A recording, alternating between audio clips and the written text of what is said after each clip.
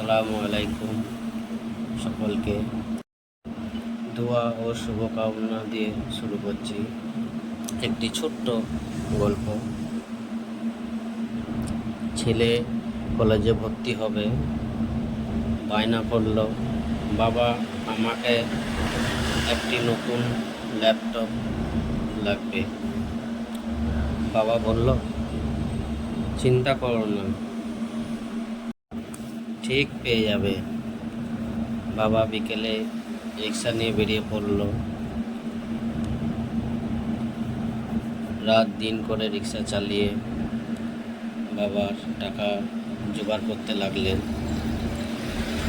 টাকা জোগাড় করে চলো কিনতে যাই। ছেলে বাবার জুতোর দিকে নজর যায়, দেখে জুতোটা ছিঁড়ে গেছে। ছেলে লজ্জা পেয়ে মাথা নিচু করল। বাবা হাসতে হাসতে বলল, আরে তোমার খুশিতে আমার সব। সেদিন ছেলে প্রথমবারের মতো বুঝতে পারল যে বাবার চোখের আড়ালে কতই না কষ্ট লুকিয়ে থাকে। বন্ধুরা, বাবা হচ্ছে ছেলের খুশিতে সর্বোচ্চ চেষ্টা করে, পরিশ্রম করে ছেলের সুখ দেওয়ার জন্য, ছেলেকে একটু খুশি করার জন্য। বাবার ছেলেদের খুশিতে বাবার খুশি। আর বাবা হচ্ছে ছেলের স্বপ্নের রাজা। ছেলে যা চায়, যা বায়না করে, সকল পাওয়া বাবার কাছেই। তো আমরা সকলেই বাবাকে স্নেহ করব, সকল সুখ দুঃখে বাবার সাথ দেব। বাবার উদ্দেশ্যে বলছি, বাবারা ছেলেরাকে ছোট থেকে স্নেহ ভালোবাসা দিয়ে মানুষ করে, বড় করে তোলে। তাদের সকল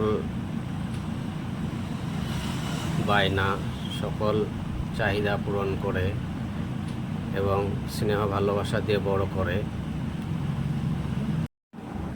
কিন্তু সেই ছেলে যখন বড় হয়ে তাকে বিয়ে শাদি দিয়ে দেয়, বিয়ে শাদি দিয়ে দেওয়ার পর জানি না, কিছু বাবা আছে,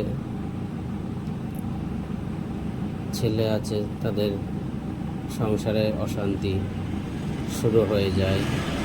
স্নেহ ভালোবাসা যখন জানি না কোথায় কি হয়, সংসারে ফাটল লেগে যায়,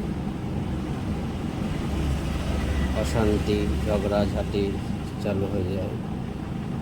সেই বাবাই, সেই ছেলেই পরে একদিন কথাবার্তা বন্ধ করে দেয়। তো আসুন সব ভুলে গিয়ে আগের কথা ভাবি, কীভাবে আমাকে মানুষ করেছে।